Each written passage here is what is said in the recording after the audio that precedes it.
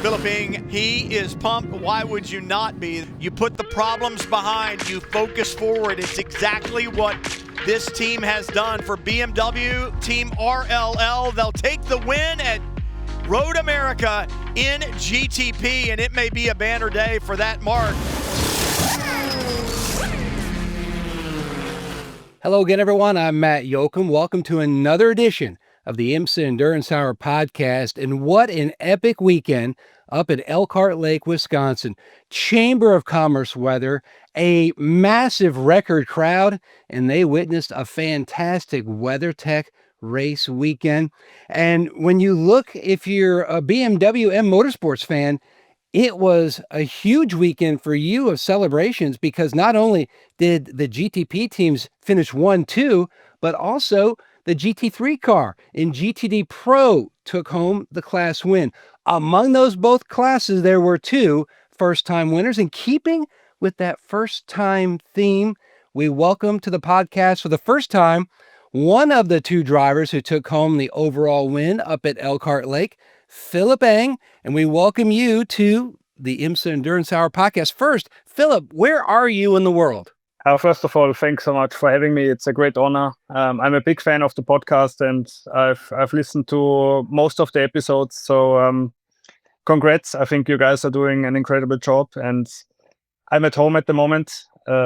It's been quite a hectic year so far.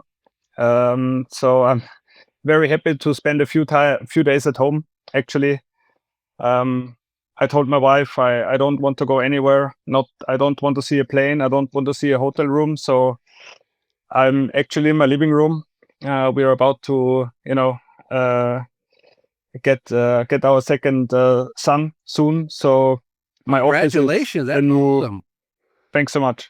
So the second room for our son is basically my office, or used to be my office. So I'm actually sitting here at our dinner table. And no, it's great to talk to you, and thanks so much for having me. Well, thank you for the kind words. We've got such a passionate team here on the podcast, and it's so much fun for us to have folks like yourself come on and talk about the weekend that you experienced, or the year that you're going through, or the career that you've been able to put together from start to where we are at this juncture of your career. So first, let's start with Road America, because they call it the National Park of Speed, but it seemed like this past weekend it was more like Camp Chaos. Just the entire race felt like it was in a blender, and you can never just settle in. There is one thing you should know before we are starting. This is actually the first time I get invited to a podcast, so I'm already, excusing myself for being inexperienced. I'm obviously one of I don't know if you know, but I'm one of the TV experts for Austrian Formula One television. It's quite cool to be on the podcast. As I said, I'm a big fan, and I'm a big fan of many podcasts because I'm spending quite a lot of time in my road car and going to tracks in Europe, going to track days. Obviously, very involved with BMW M Motorsport in many different events and aspects. So I'm listening to podcasts a lot, but I have never been part of one. So I don't know if you can say that, but thanks for taking my virginity in that regard. Oh gosh, well, and it's our honor. And yeah, Road America is such an incredible track. I would say it's my favorite track in IMSA racing in the United States. I really love racing in IMSA. I think it's the best championship there is.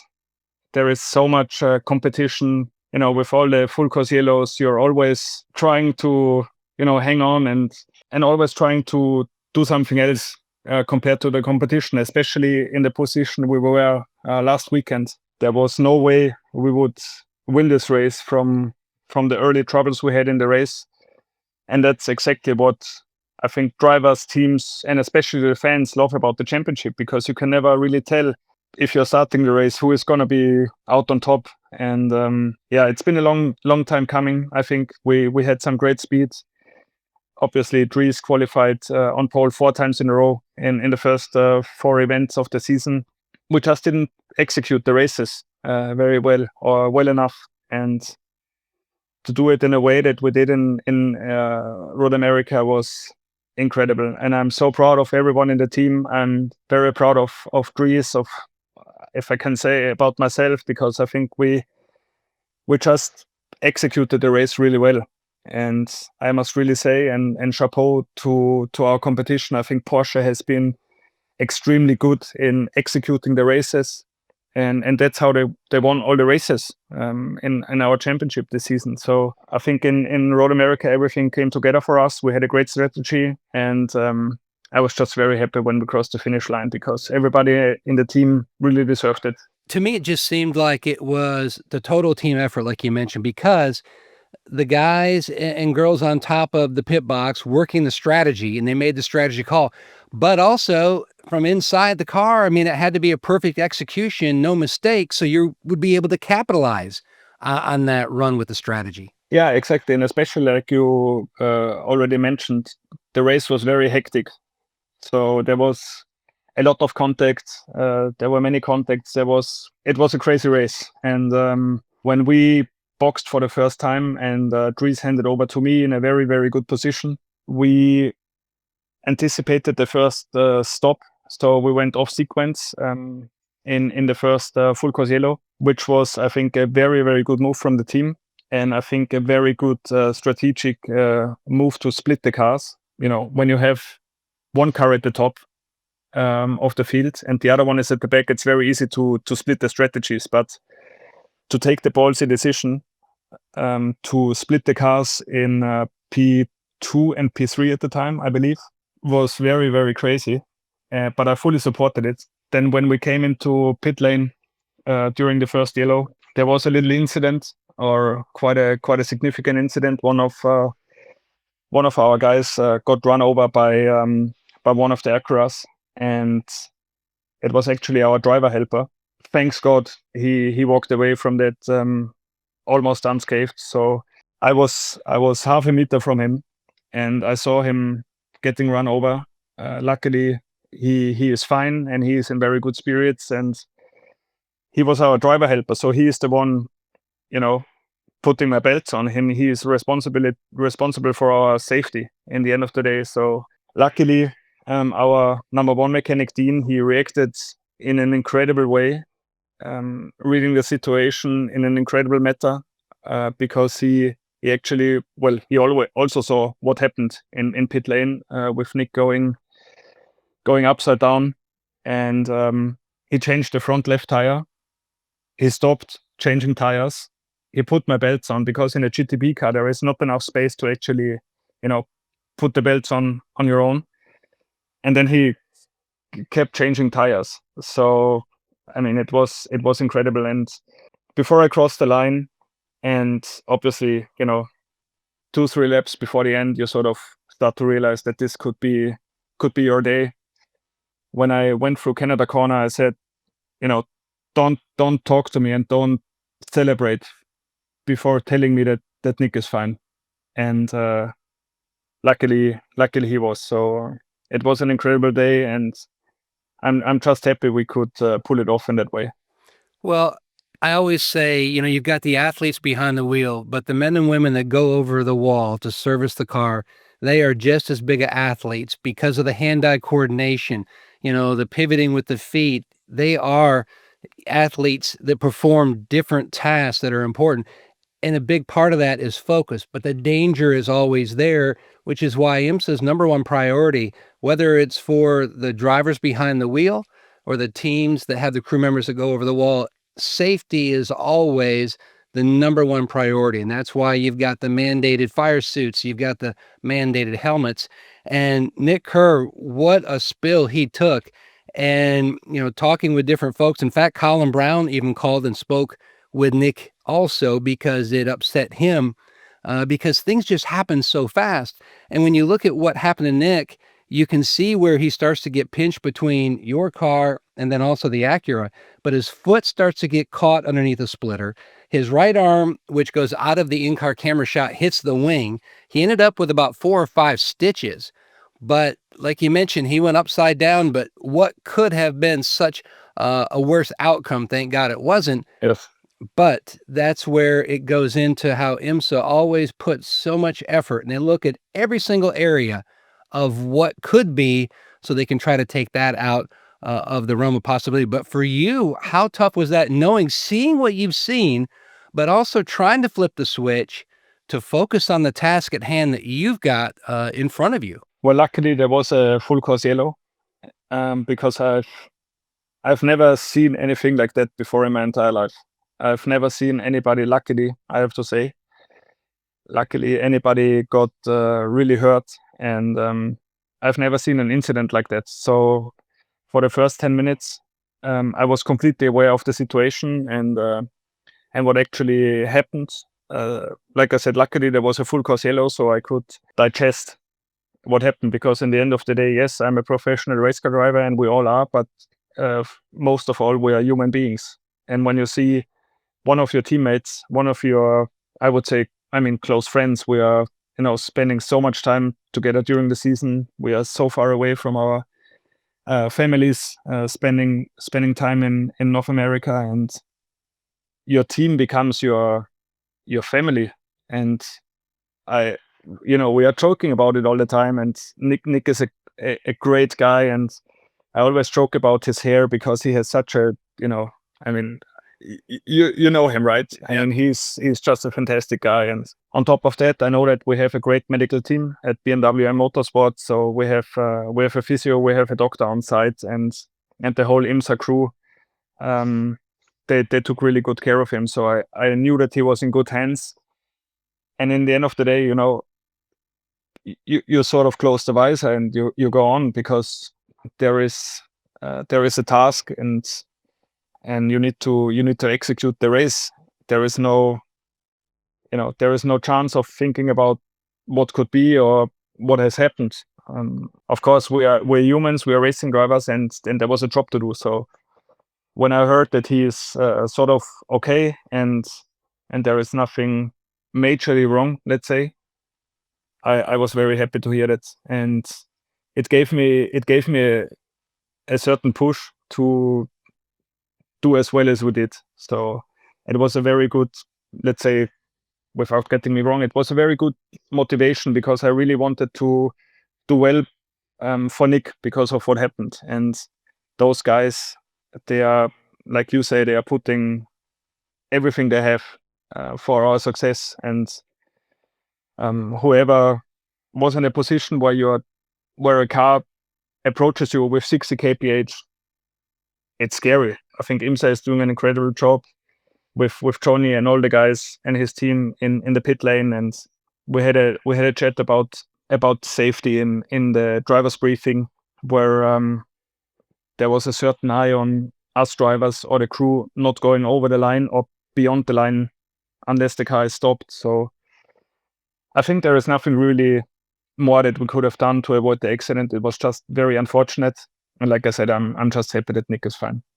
I thought what spoke volumes to me about you and your team, when you have the victory lane shot and you've got the whole Ray Hall, Letterman, Lanigan Racing crew up on the podium, and the crew guys are all there because it's 2 cars, 1 team, and one of the crew members is holding a picture of Nick.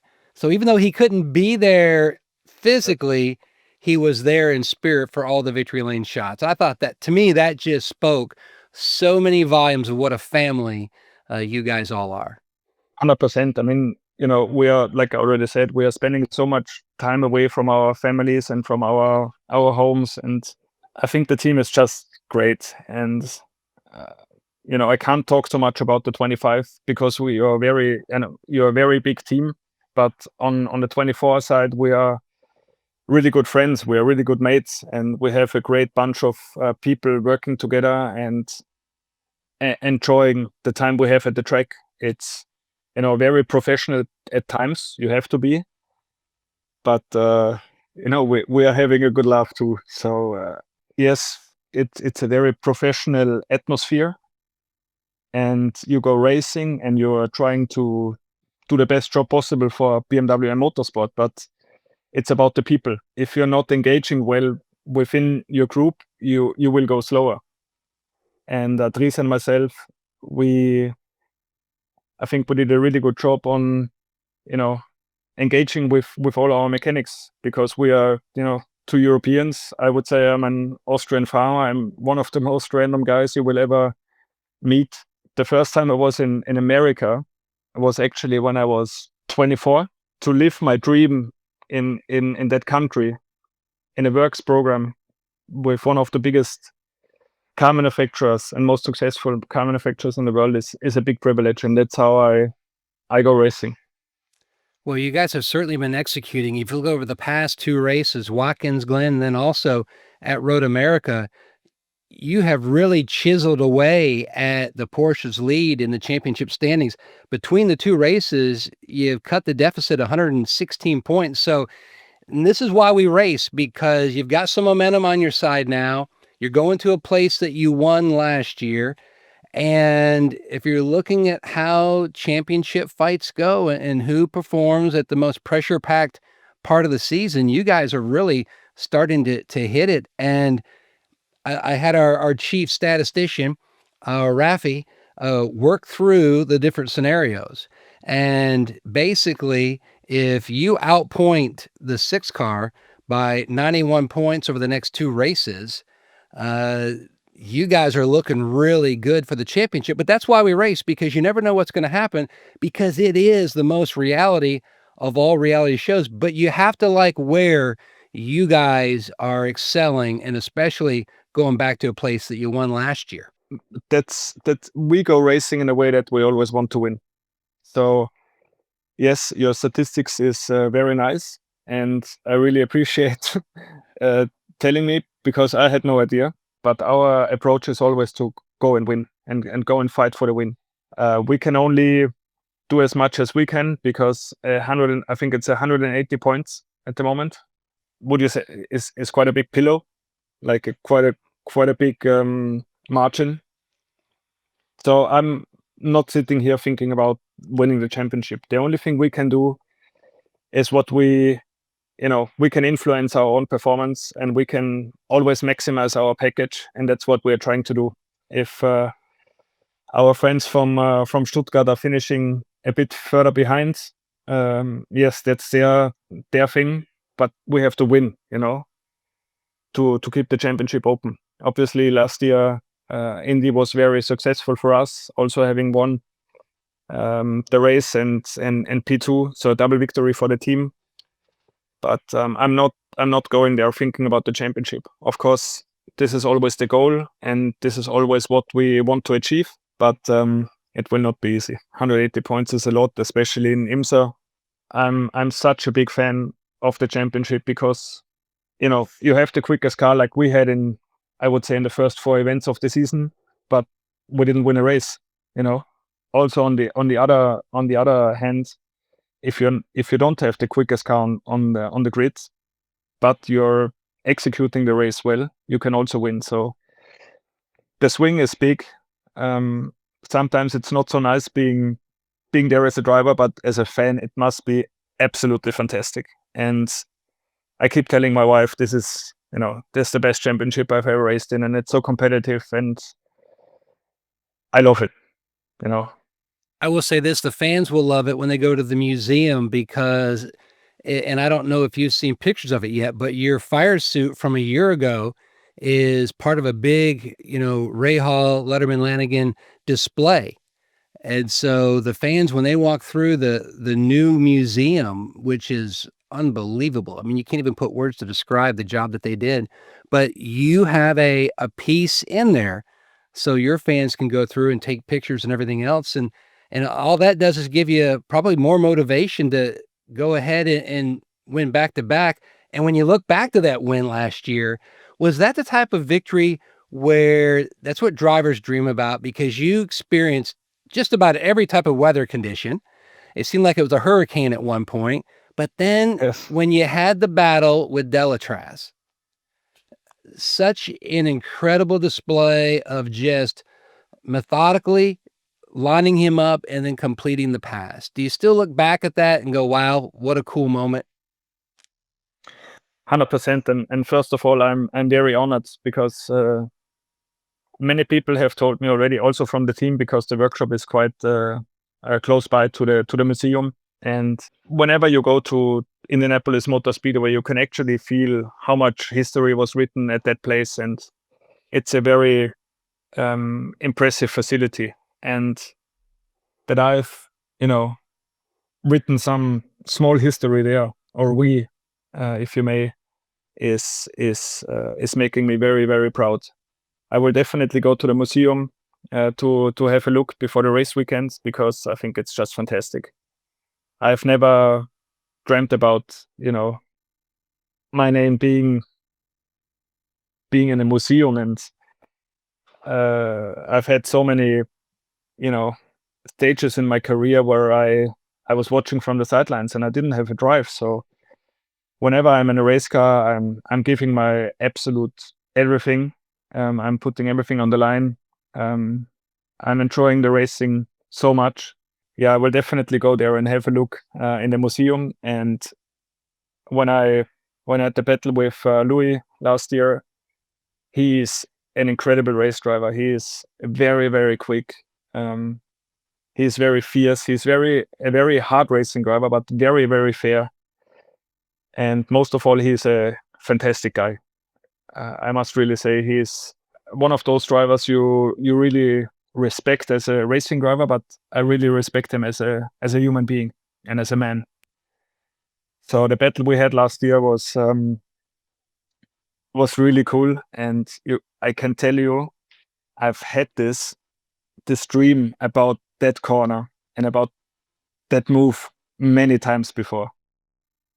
And to pull it off in a way that we were able to pull it off was very, very cool. And then he gave me the space, I gave him the space. There was some rubbing and racing, but I think it's very cool. And IMSA racing is all about hard racing. And I think it should always be fair. And I must say, I think in Road America, we exceeded the boundaries a bit. If you look through the field, I think it was a bit too much. But the battle I had with Louis in Indy last year was absolutely fantastic. And even if I would have lost the lead to him, I would have said, man, that was a cool battle. And I think that's what IMSA racing is all about. We talk about how incredible that move was, but I think the marksmanship, when you guys were high atop the whole crowd in Victory Lane and you started spraying the champagne, I don't know who was better at spraying the champagne, but you had the 4 BMW drivers, up there. You had the Porsche Penske guys up there. But to me, it felt like, once again, BMW kind of showed who sprayed better. So of the BMW drivers, who do you think has the best technique? That's a very good question. I think I was not doing too bad, but you could just feel it in the entire team. There was such a big, weight dropping off our shoulders, because it was not only a victory, but it was a double victory in I would say the toughest sports car championship in the world. With the weather conditions we had, I just remember one of the restarts we had, I couldn't see anything. There was so much spray, so much water, and then going from wets to dries from wets, it was all crazy. And to come out on top, I must say, Jesse, my teammate, Jesse Krohn, he did an incredible job, because we were off sequence compared to the rest of the field.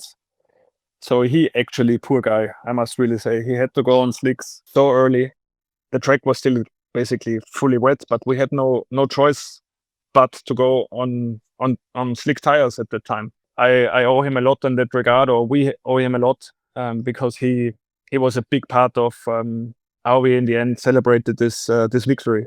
When you look at everything that you went through that day, and at that juncture, the biggest win of your IMSA career, and do you ever conjure up images of back when, you were a little kid? You're all in that celebration, but do you ever just kind of in the back of your mind, it pops up about when you were just a little kid and how you started, watching, kart racing on TV, and then that kind of, flipped the switch of, hey, this might be something I might want to do, and just all those good times, with your family, kart racing as you started out? 100%. I mean, I'm my parents are very let's say, normal people. They both had a good job, and but we never really had the money to go racing. It was completely out of our possibilities. And I remember the day very well when I think I was like 7, and German karting was broadcasted on free TV back in the day. Me being Austrian, or us being Austrians, we obviously followed the sport very closely. And I said to my dad, "Man, this is so cool. Can I try one day?" And then we went to the indoor karting track, and I loved it. I loved it from the first moment. I sat in a go-kart. I said, I've never felt like this before in my life. And I went to there was a karting school every Tuesday, and I couldn't wait. The rest of the week, like from, let's say, Tuesday evening to Tuesday when it started again, it was all about waiting for it to just happen again.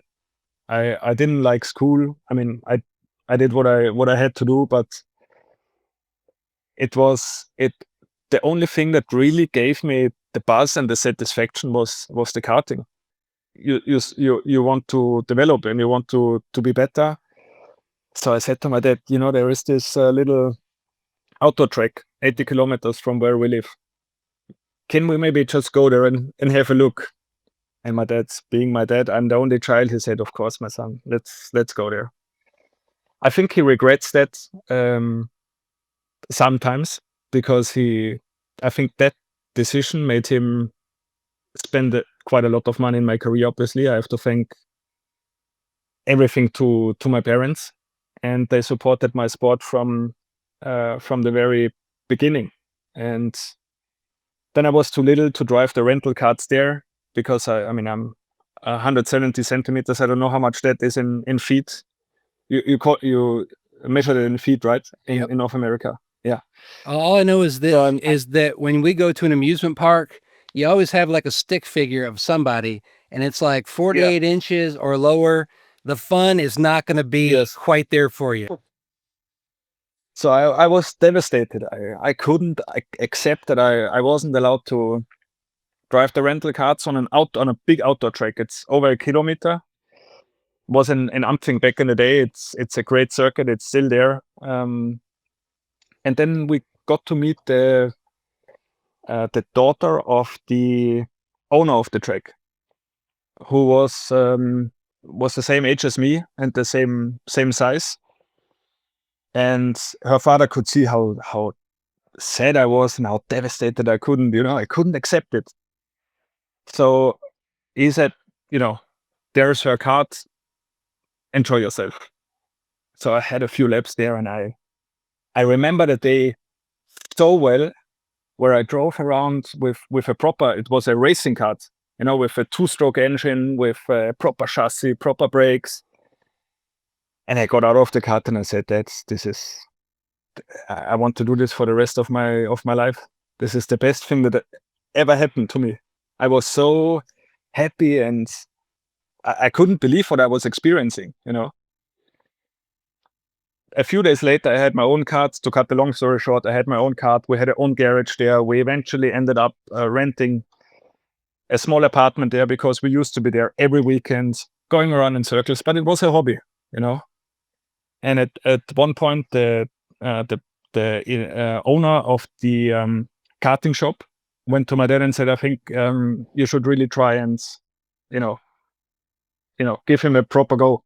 Of course, the guy wanted to make money. I mean, of course. But I must say he was very supportive. And we started the local championship there. I went to Austrian karting and international karting. I got, because I won the Italian Open Masters in 2004. I was always in contact with the Red Bull Junior team, with Thomas Überall, with Dr. Helmut Marko. And I think at one point they couldn't hear me anymore. I said, "Come on, can I have a chance, and just give me one chance, and I will take it." And then I won this championship, and I was invited to be a Red Bull driver, which was incredible, because my parents, like I said, they are normal people. they were able to support my whole karting career. But to spend 250, 300,000 euros for a Formula BMW championship back in the day was impossible. So I have to thank everything to my parents and to the Red Bull Junior team. I was also a BMW junior at the time, so the connection has been for a very long time. So those three parties, because of them, I'm sitting here right now talking to you, and I'm very proud of that. When you look back to, you had all those dreams and, you know, you're going to sleep at night dreaming of hopefully someday this will be my life's calling, my career, my job. And then to have everything fast forward like it does through the years, do you feel like in so many ways that reality has so surpassed the dream just because of all the experiences and success that you've had? Well, racing is a very tough sport. I mean, like my race engineer Eric always says, there is no magic in this sport, and he's very right. I've tried a very long time, you know, like every young driver, to go to Formula One. I think I was on a quite good path, but I had a 2-day test with BMW back in the day in 2008. It was fantastic. I can still remember the feeling very well, you know, revving up a Formula One car for the first time and having a proper go, but it just wasn't enough for many different reasons. And ever since, my goal was to be a professional race car driver, because I understood very well that I'm not good in football. I'm not a very good tennis player. I'm not a very good golf player. Racing is the only thing I was really good at.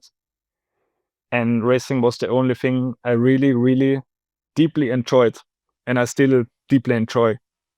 And every time in a race car, it just gives me a massive buzz. And I'm already fearing the day where, you know, hopefully I can do this for much, much longer, but I'm fearing the day where I don't get to experience the feeling of, you know, you're on the grid or you're sitting on the pit wall, the car is about to come in.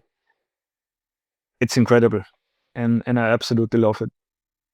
You know, we talked a lot about the guys and women that go over the wall. And I saw some video of, I believe you and maybe Alexander Sims, and you guys were doing a pit stop. One was on the gun, and I think you were carrying 2 tires. I mean, that's like 110 pounds or so. Yeah. So it's a little bit like a, you know, a big football player over here in the States.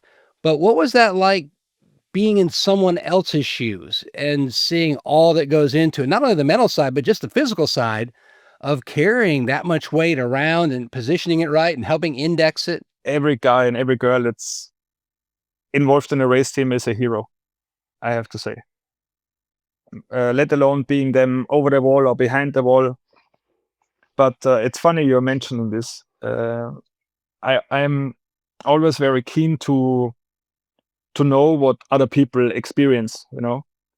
And over the wall guys, they are doing an incredible job. I mean, doing a pit stop, and like I said, when a car approaches you with 60 kph, knowing how crazy we are, and that we are, of course, trying to brake in the last minute and slowing the car down, not trying to, you know, lose any time. It's crazy. And yeah, Alex Sims and me, we have been teammates in 2016 and 17 in BMW with Rover Racing. And Nicky Katzberg was on our sister car. I think he was with Steph Dusseldorp at the time.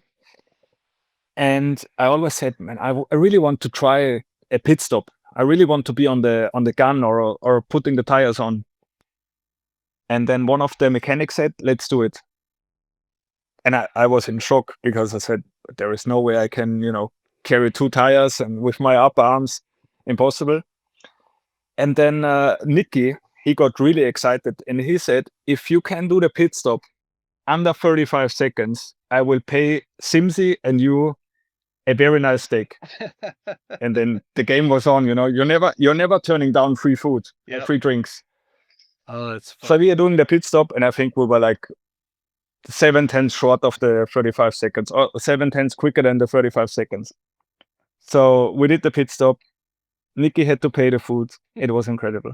It was so much fun. Oh, that's funny. So when you look at the winning the steak dinner, but at the end of the day, to me, I've had a couple opportunities back in the day when I was with IROC to change tires, and I think it just gives you a greater appreciation for what those guys do going over the wall, and just the hand-eye coordination and just everything. It's like ballet in a way. Yeah, everything needs to be so synchronized and absolutely pitch perfect. The biggest thing I was struggling with was actually carrying the tires, because it's they are very heavy. I think it's 25 kilograms per tire. I don't know how much that is in pounds, but it's very heavy. So that alone was quite a big task. And if you ever took a wheel gun in your hands, and if you just put it in your hand and basically pull the trigger, it could break your wrist. That's how powerful those things are. And I'm really happy that I'm only driving around in circles, because those guys are doing an incredible job. They are putting their lives on the lines, like us, I would say. And to be always perfect in a way that you are not doing any mistakes. And if you tell somebody put the tire on, it seems like quite an easy task. I mean, what can go wrong? But there is so much competition in this championship, and everybody needs to be absolutely perfect and on top of their game. And our guys are really doing an outstanding job, and I appreciate every single one of them, because what they do is absolutely fantastic. And I don't know if I would ever be a good mechanic, and if I would ever be a good tire changer or fueler. I mean, the fueler, he is the most important guy of the whole thing. If the car comes in, and if he doesn't put the nozzle in absolutely perfect, we are losing 2 seconds in the pit stop. And we experienced that in Long Beach. 2 seconds is not winning the race, but finishing P3. And the pressure those guys have to deal with is pretty crazy. So chapeau to them. I think they're doing an incredible job. Not only our team, but across the whole pit lane. When you look at the pressure that all of them experience, but also the pressure that you experience, so many times you'll hear about a driver, okay, well, I got a place in the States because I spend a lot of time there.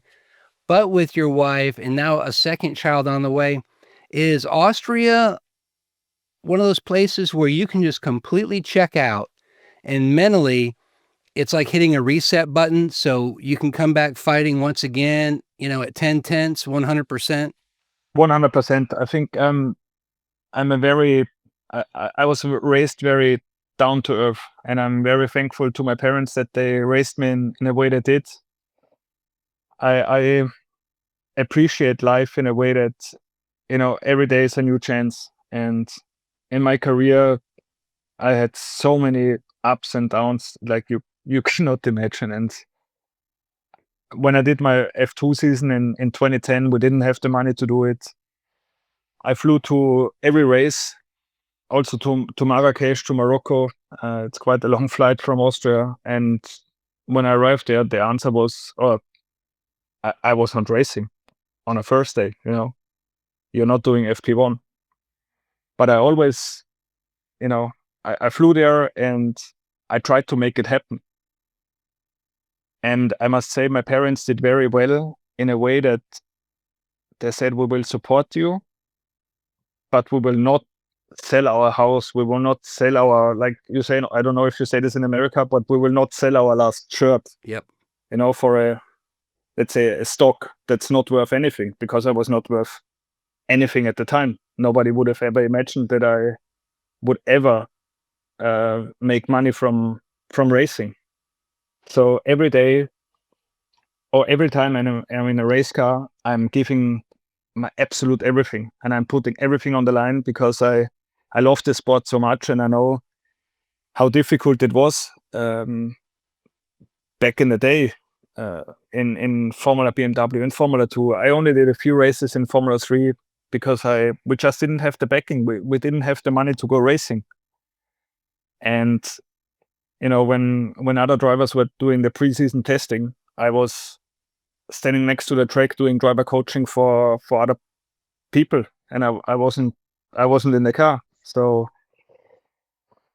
yeah, I love this sport, and it's sometimes very difficult to leave the family behind. My first son is 4 now. He is turning 5 in September, and our second son is about to be born in a few weeks' time. So thanks IMSA for the good calendar, because there won't be any issue with me missing a race. But yeah, it's difficult sometimes, and especially when you're having bad races, it's not easy to. And I only see this since I'm having a family, because when I was alone, I was alone. I was living the life, and it was only about racing. But nowadays, the responsibility is completely different, and the approach to life is very different. But what hasn't changed for me is that I put everything on the line. I absolutely love the sport, and every time in a race car, I take the steering wheel and I just want to beat everybody, And I'm always telling myself, as soon as I lose this motivation, it's time to stop. But I don't see this coming in a very long time. And I must say, BMW has been such a very loyal partner over. This is my 10th season for BMW now. My eighth season for Bobby Rahal and his team, and I don't want it to end. I just love the sport, and I love the racing. Well, I think a lot of your fans, 2 questions. Are you still near the lake? And number 2, did you lose the sim at the house because you keep adding to your little driving squad? I'm still near the lake, not at the lake, because I would need to, I don't know, win the Euro Millions to be able to afford that. But I'm near the lake. I really enjoy being at the lake. I love the water. I think this is a very cool element in our life and in our universe. I love swimming. I love going on the stand-up paddleboard. Moving on the water, it really calms me down. And we just spent the whole day at the lake today. It's so decelerating. Would you say that? Mm-hmm. Yeah. And I love every minute of being on the water. Working out, doing a swim, getting out, relaxing, watching the sunset from the lake. It's such a cool way of living. And my sim is now in the basement. It used to be on the first floor. But that's how priorities change, I spent so much time in my deal, especially during the 2020-2021 season, where there was, life was a bit difficult for all of us, and I spent from 8 in the morning until midnight the same day. I was in my sim, and I loved every minute of it, because there was no other racing going on. And now the sim has moved to the basement. I'm still using it. I'm still preparing for my upcoming races. But on top of that, we are actually always using the BMW driver in the loop simulator in Munich a lot. And when you're walking out of there, having done 100+ laps, you're also happy not to look at your own sim anymore. And I really love, I don't know if you saw it, but the video, I think was Jordan Taylor from the deal. It's so true. And I texted him and I said, man, you're incredible. You're a F legend, because it's so true. Everything he said about the deal. I mean, it's part of the game, but if anybody hasn't watched the video, please go and do it, because it's a 100% it's 100% true. See, I know how you feel because my daughter came along and I lost the bonus room. And then we got to a certain point and she's like, we need to kind of de-baby you. I said, perfect. I've got some great ideas. She goes, don't even think about putting anything racing in there. We're just going to make it the hangout room. So I never did get it back. So I'm totally with you. And, right now the strategist will be going, all right, 2 laps to go. So 2 questions. Number one, and I mentioned this to Ranger Van de Zandt, and I said, okay, the movie Groundhog Day and Bill Murray. And he was like, I'm not familiar. Please fill me in. I'm like, okay, so it's this movie where this guy relives his day over and over and over again. So if there was one day, in your career that you would love to race that race and experience that joy or the emotions, whatever it was, just like you did the first time around, is there one that stands out in your mind? I would say it's Indy last year, because it was my first overall win in GTP or in IMSA, and it was the first time that I was actually, well, it was the second time that I went through a complete development phase of a race car in BMW. The first one was with the M8 GTE, M8 GTLM, where we have won Daytona twice. Me having won there with my teammates in 2019. But the Indy win last year was very special, because the first time I sat in our car was in testing in 2022, I think was about July, August. So I was involved very, very early in the development phase of the car, where there was a mock-up, where should the buttons are and what the steering wheel should look like. So this car feels like, and obviously together with all of my other teammates, but it feels very special to me because we were so heavily involved in the development process. And then going from one test to the other to 2 years of quite difficult races, and then to eventually come out on top and to, celebrate a double victory meant a lot for me personally as a racing driver. And if I could, I would love to relive this moment again. And a second one would be when I won the Formula BMW World Final in 2007. My God, this is almost 20 years ago. Time goes by so quickly. Because I really needed to win this race. And it wasn't about wanting to win this race, but I needed to win this race. And that's where things get a bit difficult, I think, as a sportsman and as a professional athlete.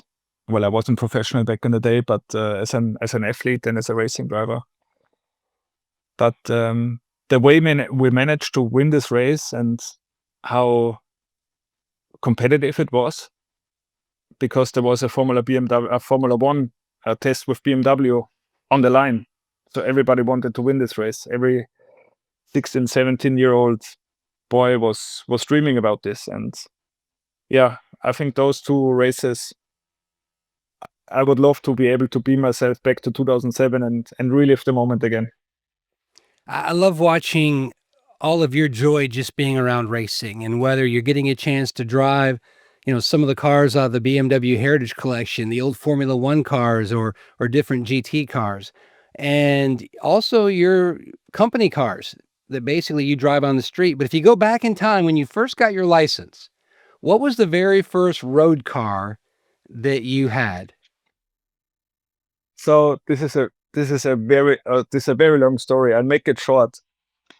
But I had this obsession when I was 17 with a BMW 1 Series. It was a 118 diesel. And I've just won the Formula BMW World Final end of 2007. And I didn't have a license back then. So I had to wait until February 2008, where I eventually got my driver's license. And I begged my dad and I said, "Mate, come on, how cool would this be? We just got this victory, and how can we make this happen?" and it was a white BMW 1.8 in diesel, 140 horsepower at the time. I even had a steering wheel from, it was called, I think, BMW Performance Parts back in the day, where you had a small display in the middle and the LED shift lights in a diesel car on the sides.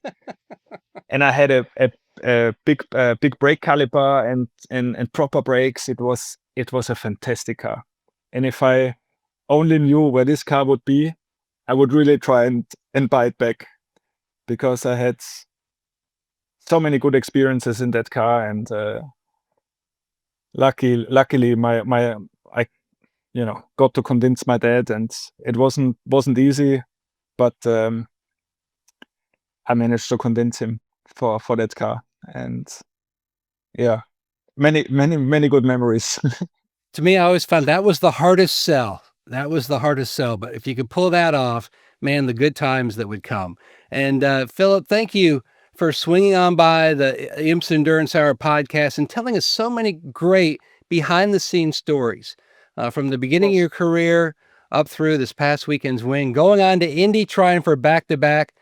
Good luck there at the Speedway, but thanks for so much. Swinging on by and having some fun.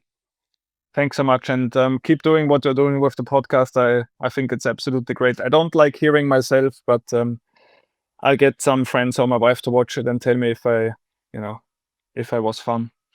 Oh, you were fun. It was 10 tenths the whole way, my friend. So thanks for stopping by. Thank you. And if you happen to have missed that great victory up at Road America in Elkhart Lake, Wisconsin, just go to IMSA's YouTube page. You can watch all of the race recaps and see what those BMW boys and girls did, winning and then also sweeping the first two spots on the podium. Sights and sounds over the course of a weekend. Win the weekend, which is a great show to follow that gives you so many behind-the-scenes looks of what takes place within teams and over the course of an IMSA WeatherTech weekend. And then also, if you've missed any one of our episodes, it's a great chance to go back and look. And a big shout out to the IMSA social media and content team. This past weekend, they went over 1 million subscribers. Incredible feedback from the fans on what they love, and the team producing so many great features and content that the fans just eat up. For more cool IMSA content from our friends at the paddock, we have a lot of different landing spots for you, from This Week in Sports Cars to Double Stint Podcast and the Midweek Motorsports Podcast, all great shows loaded with entertaining and educating content. We appreciate you stopping by and spending some time with us here on the IMSA Endurance Hour podcast. For the entire team, we'll see you next time at the races.